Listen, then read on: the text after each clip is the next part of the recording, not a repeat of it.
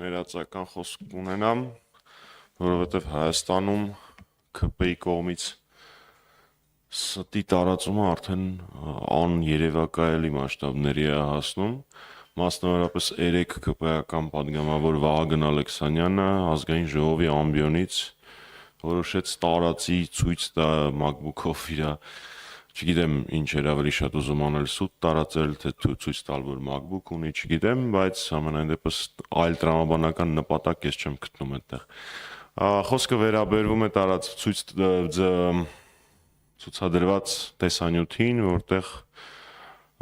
փորձում է ներկայացնել պատգամավորը, որ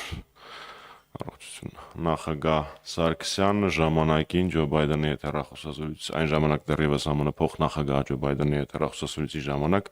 կոչ է արել Ամերիկայի Միացյալ Նահանգներին չճանաչել հայոց ցեղասպանությունը, քանի որ որոշ ԿՊ-ականներ ընթերցելու ունակության հետ խնդիրներ ունեն, ես նաև կկարդամ այն, այսինքն բանավոր կասեմ այն, ինչ երեք գրել եմ իմ Facebook-յան սոցիալական ցանցերում։ Դեռևս 2010 թվականին հրապարակված այդ տեսանյութի վերաբերյալ նախագահ Սարգսյանի մամլո խոսնակը տարածել է հերքում, որ ունի մի քանի կարևոր կետ։ Նման բան երբևէ չի եղել որևէ հեռախոսազրույցի ժամանակ։ B.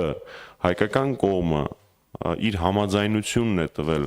Ամերիկայի Միացյալ Նահանգներին, ամերիկյան կողմին հրապարակել, գաղտնազերծել խոսակցության սղագրությունը, ինչին ի պատասխան այն ժամանակ Ամերիկայի Միացյալ Նահանգների դեսպանատունը Երևանում հերքում է տարածել, որ երբևէ նախագահի եւ փոխնախագահի երկու խոսակցությունների ընթացքում նման կետ չի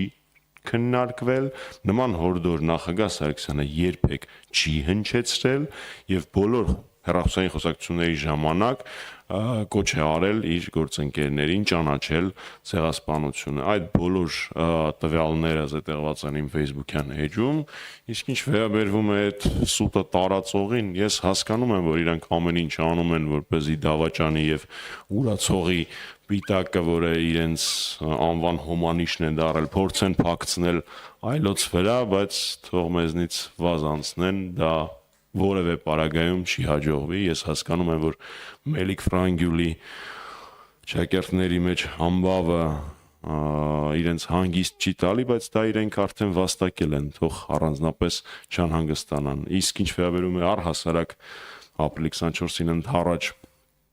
նման խոսակցություններին, կարծում եմ նախագահ Սարգսյանի պաշտոնավարման հետագիծը, ինչպես նաև կուսակցության գործունեությունը այդ հարցում, կուսակցական դիվանագիտության տրամաբանության մեջ, հանրապետական կուսակցության կուսակցական դիվանագիտության մեջ ակնհայտ է ու խոսում է շատ ավելի բարձր, քան իրենց ստերը։ Այն գործընթացները, որոնք տեղի ունեցան նախագահ Սարգսյանի կառավարման ընթացքում տարբեր երկրների կողմից հայոց ցեղասպանության ճանաչման հետ կապված, 100-րդ տարելիցի շրջանակներում Հայաստան այցելած բարձրաստիճան պաշտոնյաների, երկրների նախագահների վերաբերմունքը այդ հարցին, ԵԺԿ բանաձևը, որը հետագայում հիմք դարձավ մի շարք եվրոպական երկրների խորհրդարանների կողմից ցեղասպանության ճանաչման հետ կապված, շատ ավելի խոսուն փաստեր են, քան որոշ երեսփոխանների ազգային ժողովի ամբիոնից հնչեցրած ստերը։ Հիմա ես սիրով կպատասխանեմ ձեր հարցերին։ Ազատություն ռադիոկայան Շողիկ Գալստյան, խնդրեմ։ Պարոն Մամիջանյան, ես ուզում եմ սահմանին տիրող իրավիճակից խոսեք, արդեն